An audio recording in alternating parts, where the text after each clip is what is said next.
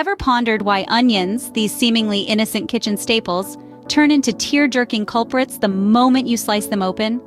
Well, it's all about chemistry. When you cut into an onion, it releases a kind of chemical defense system.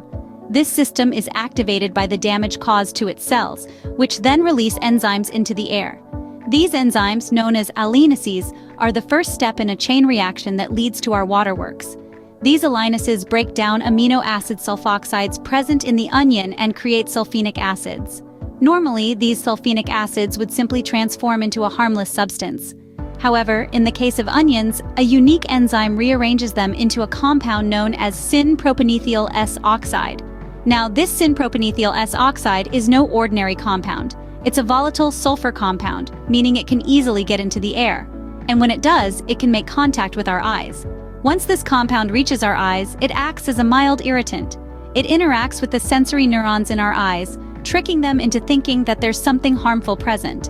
In response, our eyes start to produce tears to flush out the perceived threat, leading to the familiar onion-induced crying. So in essence, your tears are a protective response, a testament to your body's incredible ability to defend itself from potential harm. To recap, when you slice an onion, you're breaking its cells and triggering a chemical defense system. This system releases enzymes that transform into a volatile sulfur compound, syn-propanethyl S-oxide.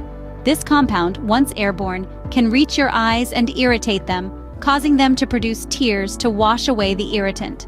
So the next time you find yourself tearing up over a chopping board, remember, it's just chemistry in action. Your body is doing what it's designed to do, protect you. And the onion? Well, it's merely defending itself in its own unique way.